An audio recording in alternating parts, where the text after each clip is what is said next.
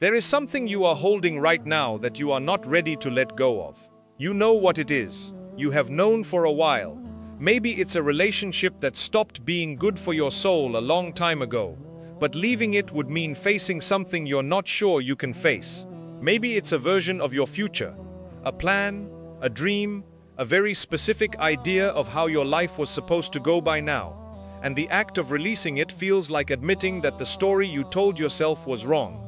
Maybe it's a person's opinion of you, a position, a comfort, a way of being in the world that has stopped serving you spiritually, but still feels like the only ground you know how to stand on. You hold it the way people hold things in the dark, not because you're sure it's good for you, but because releasing it into the dark feels worse than keeping your hands full. At least when you're holding something, you know where you are. At least when you're gripping, you feel like you're doing something. But here is the quiet truth underneath all of that gripping. The thing you are afraid to release is exactly the thing that is standing between you and what Allah is trying to give you. Not because He is withholding until you pass a test, but because what He has prepared cannot fit in hands that are already full.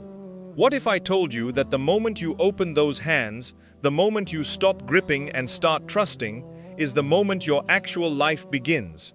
Not the life you planned, not the one you negotiated with Allah for, the one where you keep the comfortable thing and gain the spiritual elevation simultaneously. The other life, the real one, the one that was written for you before you were born, in a language you could only read after you were willing to stop writing your own version. This is what it means to leave everything for Allah, not the dramatic, cinematic version where you abandon everything in one decisive moment and the music swells. The real version, which is quieter, more interior, more specific, more personal, and more transformative than anything the dramatic version could contain. Here are 7 truths about what this leaving actually is, what it actually costs, and what it actually gives you on the other side. 1. The specific weight you've been calling strength is actually exhaustion. You've been telling yourself a particular story about what you're doing. The story goes something like this. You are holding on. You are committed. You are not a quitter. You are patient. You are faithful. You are fighting for what matters. You are doing what it takes. And there is truth inside that story. Real truth. Honorable truth. But there is also something underneath it that the story has been quietly covering. You are tired. Not the tiredness that a good sleep resolves. The other kind.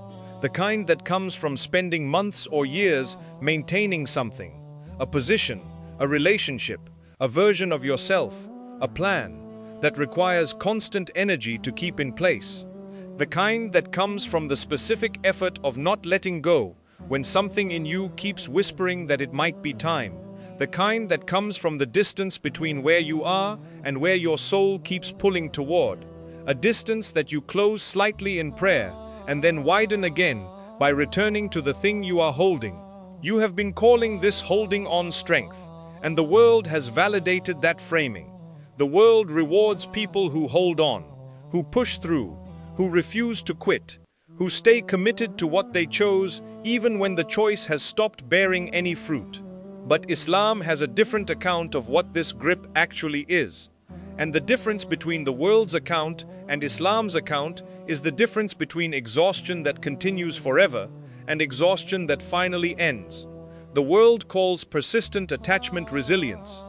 Islam calls it when the attachment has become the primary thing, when it has started to compete with your relationship with Allah, when you find yourself more disturbed by the threat of losing it than by the state of your prayer, a form of bondage. Not because the thing itself is wrong, because the attachment to it has grown past the size of what this world's things are supposed to occupy. And know that your wealth and your children are but a trial, and that Allah has with Him a great reward. Surah Al-Anfal 8:28. The things of this world, and the verse names specifically the 2 categories of attachment that tend to be most consuming, are a trial, not a destination, not the foundation, a trial. And a trial has a purpose, to reveal what is underneath the attachment, to show you what you are actually placing your security in. What you have been calling strength may be the specific weight of someone who has been gripping for too long. And the first truth about leaving everything for Allah is this: the leaving begins with honestly naming the weight, not judging it, not rushing past it with spiritual language that skips the felt reality of what is being carried, just seeing it clearly. This is what I have been holding. This is what it has cost me. This is what the grip feels like from inside it. That honesty is where the journey actually starts. 2. What you are most afraid to release is telling you something about where your heart is anchored. Here is the question that will tell you more about your spiritual state than almost any other question you could ask yourself. What, if you lost it tomorrow, would genuinely shake your relationship with Allah? Not what would hurt. Loss hurts. That is human and right and Allah given. Not what would cause grief. Grief has its own dignity and its own permission in Islam. But what would, if it disappeared, leave you genuinely uncertain about whether Allah was still there? What would make the prayer feel hollow, the dua feel like speaking into nothing? What would make you say, quietly or loudly, Ya Allah, if this is how you provide, then I don't know if I trust your provision. That thing, that is what this section is about. Because the answer to that question is the specific location of the anchor. And the anchor can only be in one place, with Allah, for the soul to be genuinely at peace. When the anchor is anywhere else, it is not that the soul is at peace and the attachment is simply a preference. It is that the soul is moored to something that can drift, something that can break, something that was never designed to hold the full weight of what a human soul needs to feel secure. And here is what is painful and true about this: you often don't discover where the anchor actually is until the thing that was secretly holding it gets pulled. You think you trust Allah, you pray, you make dua, you read Quran, you participate in the language and practice of faith, and then something significant gets threatened or lost. A relationship, a financial security, a status, a future you had shaped with great specificity in your imagination, and the reaction reveals what the practice hadn't yet reached. This is not a failure. This is diagnosis. This is Allah showing you, through the specific thing that shook you, the exact place where the deepest work of faith still needs to happen. The Prophet, peace be upon him, was asked, "Which people are most severely tested?" He said, "The prophets, then those after them in righteousness, then those after them." A man is tested according to his level of faith. If his faith is firm, his trial is increased. Reported in Sunan at-Tirmidhi. The severity of the test is proportional to the depth of the faith being developed. And the specific thing that the test exposes, the attachment that the difficulty reveals, is precisely the attachment that needed to be examined. So the fear underneath what you are holding is information, not a judgment, not evidence that you are failing at being a Muslim, evidence of where the real attachment lives. And that specific location is exactly where the leaving needs to happen, not as punishment, but as liberation, as the specific act of returning the anchor to where it was always meant to be. The question is not whether you will lose the thing eventually. You will. Everything in this world has a departure time written into its arrival. The question is whether the losing will happen before you willingly released it, which means you will lose it and lose the peace simultaneously, or whether you will release it to Allah first in the full and conscious act of surrender, and discover that what you feared losing was always in far safer hands than yours. 3. What surrender actually is, and what it has been mistaken for here, is where the misunderstanding lives that keeps more people from this path than almost any other misconception. When most people hear, "Leave everything for Allah," they hear, "Abandon, withdraw, become passive, stop caring, float through life without preferences, without effort, without investment in outcomes." A kind of spiritual numbness dressed as detachment. That is not surrender, that is not even close. Surrender, tawakkul in its truest form, is one of the most active, demanding, daily practiced states available to a believer. It requires more of a person than white-knuckling control does. It requires more discipline, more precision, more ongoing self-awareness than gripping does. And it produces results that the grip never could, because it is aligned with a power that the grip has no access to. Here is what surrender actually is.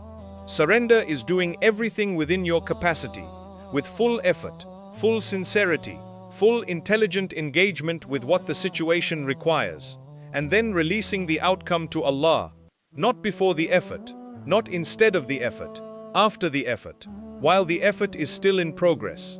Alongside the effort, the doing and the releasing happening simultaneously in the heart of the person who has understood that their job is the planting and Allah's prerogative is the harvest. And when you have decided, then rely upon Allah. Indeed, Allah loves those who rely upon Him. Surah Ali Imran 3:159. The verse speaks to someone who has made a decision, who has done the discernment, made the choice, taken the position, and then, from that position of having done what was theirs to do, relies on Allah for what only Allah can provide. The tawakkul follows the decision, it does not replace it. The Prophet, peace be upon him, was asked about the man who left his camel without tying it, saying, "I trust in Allah." And he, peace be upon him, said, "Tie your camel and then trust in Allah." Reported by At-Tirmidhi, tie the camel, do what is yours to do, and then release what is beyond you to the one for whom nothing is beyond him. This is why surrender is harder than control. Control lets you believe that the outcome depends on your effort.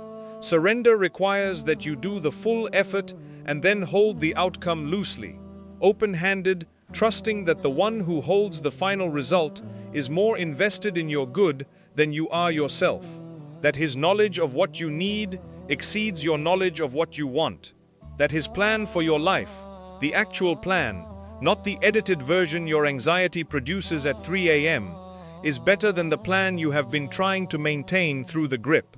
The leaving is not passivity. The leaving is the specific courage of someone who has decided to stop competing with Allah for control of their own destiny. And that decision, made sincerely and renewed daily, is one of the most demanding and one of the most freeing things a human soul can choose. 4. The paradox of release. What arrives when the hands open? There is something that happens when a person genuinely surrenders that cannot be explained from outside the experience of it. Not the sentimental version of this, not the motivational poster version. The real thing that happens in the interior of a person who has been gripping for years, who finally, in exhaustion or in faith, or in some combination of both that looks from the outside like the same thing, opens their hands and says, "Ya Allah, I cannot hold this anymore. I don't know what comes next, but I am releasing this to you." What happens is not what the fear predicted. The fear predicted emptiness, void, the specific terror of having nothing in your hands and no floor underneath them. The fear predicted that releasing the thing would mean losing the self that was defined by holding it, that you would not know who you were without the plan, the person, the position, the version of your future that you had been organizing your life around. What actually happens, and this is the testimony of every person in the Quran and Sunnah who has ever genuinely surrendered, is the opposite of emptiness.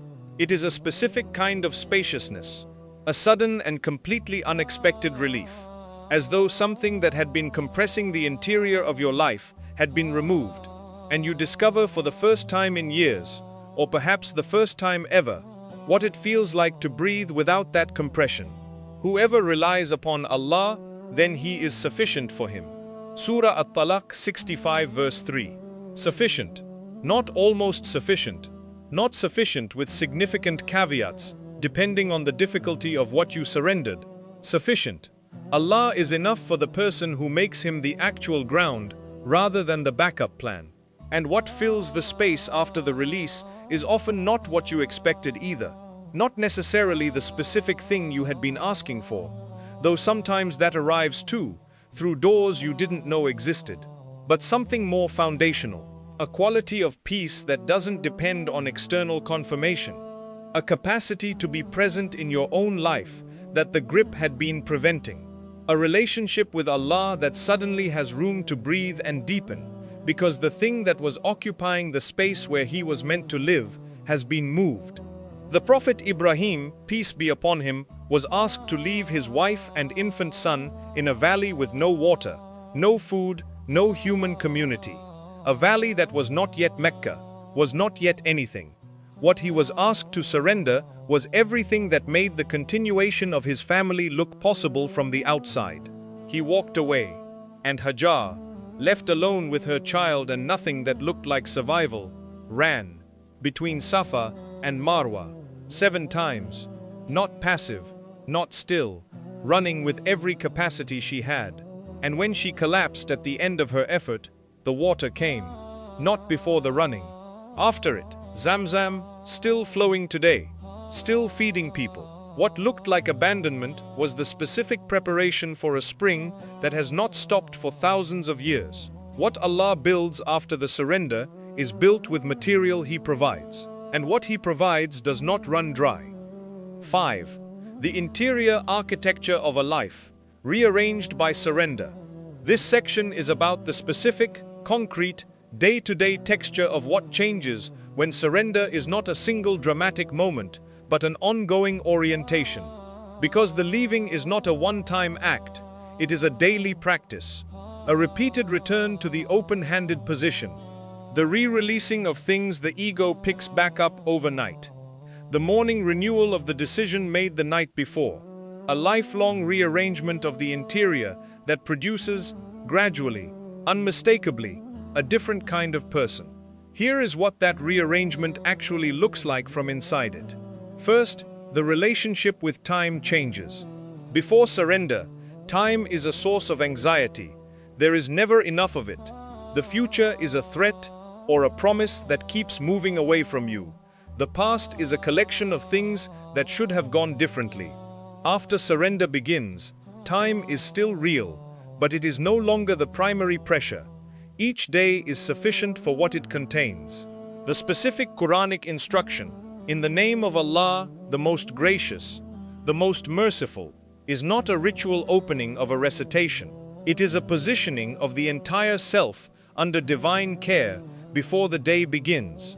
And when the day is truly begun that way, something in the relationship with its hours shifts.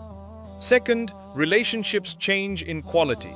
Before surrender, people tend to serve as partial substitutes for what only Allah can provide. We are asking them, unconsciously, desperately, often unfairly, to be our security, our validation, our proof that we are worth something. And they can't. Not because they don't love us, because they are not equipped to be what only the infinite can be. After surrender deepens, the people in your life stop being sources of existential security and become what they actually are: gifts, companions, trials, teachers, but not the ground. And when they stop being the ground, your relationship with them becomes lighter, more genuine, more present, because you have stopped needing them to be something they were never designed to be. Third, the response to difficulty changes. Not immediately, not completely, but over time, a person practicing surrender develops a different relationship with hardship. Not indifference. Indifference is the absence of feeling, and feeling is given by Allah and should not be suppressed, but a specific quality of trust underneath the feeling. The feeling says, "This is hard." The surrender says, "And Allah is in it." Both can be simultaneously true, and we will surely test you with something of fear and hunger. Surah Al-Baqarah 2 verse 155. The testing is expected, promised, and the promise of ease that follows it. Indeed, with hardship will be ease. Surah Al-Inshirah 94:5 is not a maybe, it is a divine law. The person who has practiced surrender has developed enough evidence base, through small moments of release and their outcomes, to hold that law when the larger tests arrive. The interior architecture of a life that has been genuinely rearranged by surrender is one in which Allah is not in the section labeled spiritual practice. He is the floor, the walls, the orientation of every room.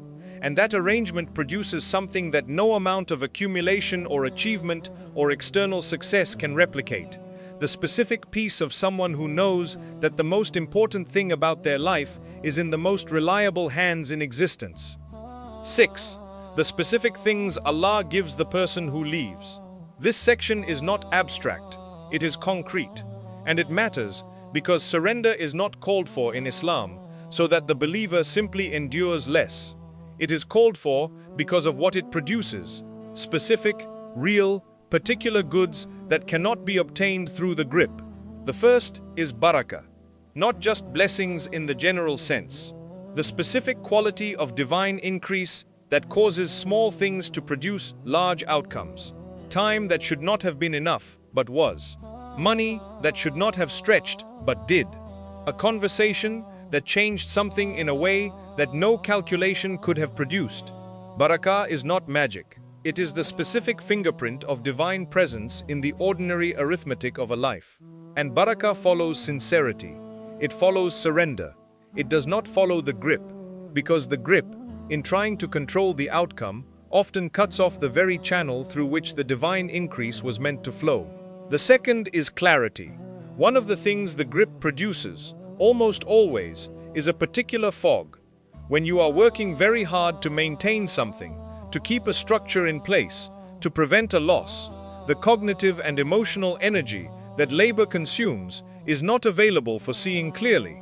Surrender does not remove difficulty from your life, but it removes the specific fog of control anxiety.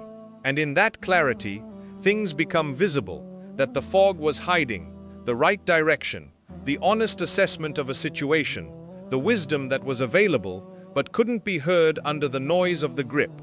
The third, and this is perhaps the most significant, is the deepening of the relationship with Allah itself. This is not a byproduct. This is the primary point. The whole structure of surrender, as a practice in Islam, is not a technique for improving your life outcomes. It is the specific spiritual architecture through which the relationship between a soul and its creator reaches the kind of depth that is described in the Quran with the language of proximity, of love, of divine companionship. Allah loves those who rely upon Him. Surah Ali Imran 3 verse 159. Not tolerates, not acknowledges, loves. The act of genuine surrender, the daily, renewable, costly, specific act of releasing what the ego wants to control, is described in the Quran as an act that invites divine love. And the experience of divine love, even in small increments, is what the mystics and scholars across Islamic history consistently report as the thing that makes every sacrifice look, in retrospect, like the best exchange ever made. You do not surrender to Allah and receive a slightly better version of the life you already had. You surrender to Allah and receive access to a quality of being alive that the life you were maintaining with the grip could not have contained. The Prophet, peace be upon him, said, "Whoever makes the hereafter his concern, Allah will place His richness in his heart, bring his affairs together, and the world will come to him despite itself. But whoever makes the world his concern, Allah will place his poverty before his eyes, bring his affairs to disorder, and nothing of the world will come to him except what was written for him." Reported by At-Tirmidhi. The paradox at the center of Islamic spirituality. When you stop chasing the world and start chasing what Allah loves, the world, the specific portion of it that was always written for you, arrives anyway. But now it arrives as gift rather than as anxiety, as provision rather than as prey, as what was always yours, given by the one who always had it for you, arriving on a timeline that was wiser than yours. 7. The person you become on the other side of the leaving. I want to describe someone to you. This person does not move through their day in a state of constant low-level vigilance about what might be lost. They have things, work, relationships, responsibilities, preferences. But none of those things have the specific grip on their interior that makes their well-being contingent on the things remaining. They can be disturbed by difficulty. They can grieve genuinely. They can be moved by beauty and shaken by pain. But underneath all of that feeling, there is a ground that does not shift, a settled place, a tumanina the Arabic word the Quran uses for the specific settledness of the heart that remembers Allah. Unquestionably, by the remembrance of Allah, hearts are assured. Surah Ar-Ra'd 13:28. This person prays differently, not with the prayer of a person who is trying to obtain something from a distant God through sufficient spiritual effort, with the prayer of someone who is already in conversation, who brings their actual life to the actual Allah, the confusions, the specific failures, the things they are afraid to say because they feel they should have better faith, all of it, and who finds in that bringing, repeatedly, a response. Not always the response they requested, but a response, a presence, a quality of being held that changes the prayer from transaction into relationship. This person is not afraid of what other people think, not because they have achieved some state of not caring. They notice, they feel it. The human need for approval is real and present, but because their evaluation of themselves no longer depends primarily on what other people reflect back to them. They have found a source of being known that is not contingent on human consistency. They have discovered what it means to be seen by Allah, completely, without omission, without the limited comprehension that every human being brings to every relationship, and that seeing has become the thing they organize their selfhood around. Everyone else's opinion has become secondary, not because they are arrogant, because they found the primary. And this person is generous. Not strategically generous, not generously because people are watching generous. Genuinely, quietly, specifically generous, with their time, their attention, their resources, their patience, because they are no longer hoarding. When you are not afraid that what you give away will leave you depleted, you can give. When your security is not in the size of what you're holding, the releasing of some of it stops being a threat.